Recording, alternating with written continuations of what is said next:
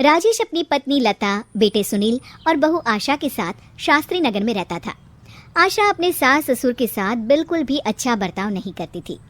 एक दिन, बहू, मेरी ये छड़ी टूट गई है, चलने में बड़ी परेशानी होती है, तो सुनील से कहकर नई छड़ी बनवा देना।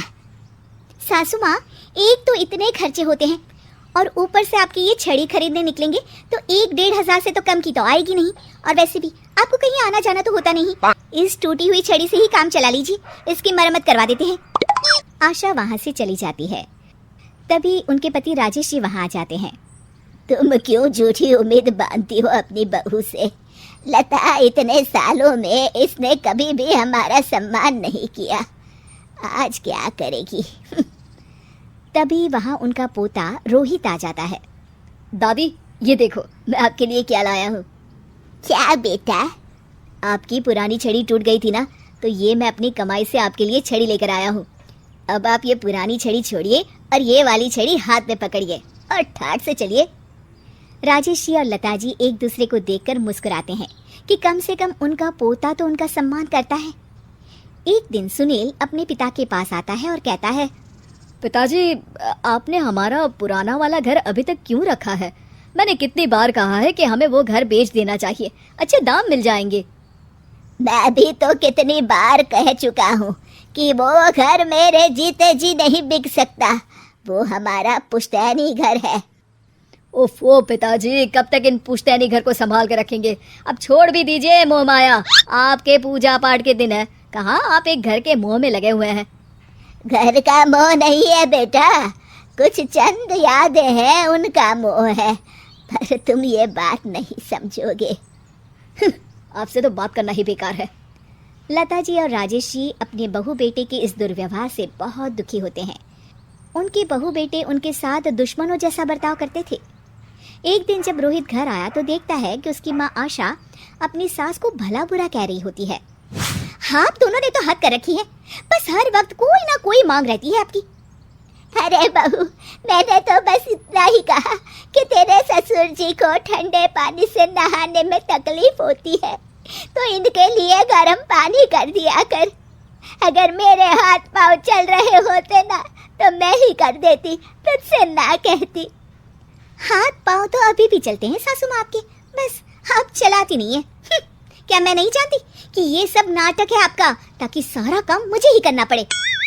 आशा वहाँ से चली जाती है और रोहित अपनी दादी के साथ इतना दुर्व्यवहार होता देख गुस्से से तिल मिला जाता है।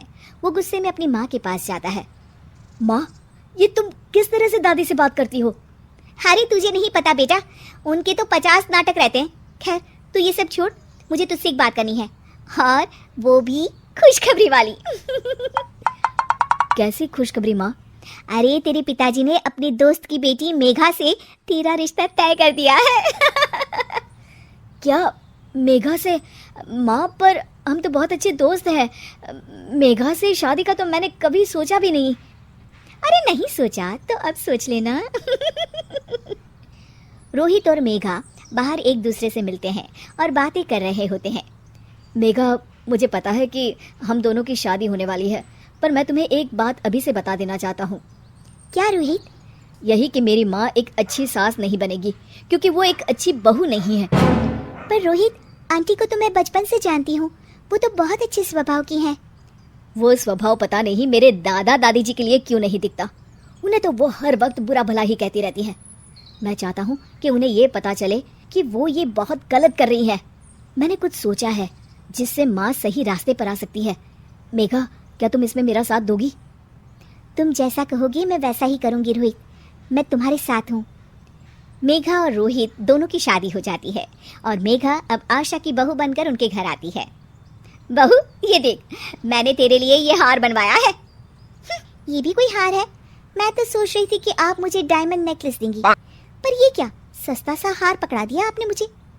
आशा को ये सुनकर गुस्सा आ जाता है, वो मेघा पर बरस पड़ती है।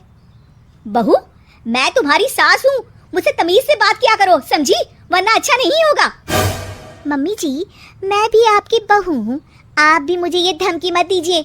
मेरे पिताजी वकील हैं, अगर आपने मुझ पर कोई भी अत्याचार किया ना, बस एक ही बारी में अंदर करवा दूंगी। हाँ, मेघा रोहित की तरफ देखकर मुस्कुराती है। लता जी और रमेश जी देखते रह जाते हैं। मेघा कैसे अपनी सास को उन्हीं की भाषा में उनकी गलती का एहसास दिलाती है। जानने के लिए देखिए जैसे को तैसा पार्ट 2।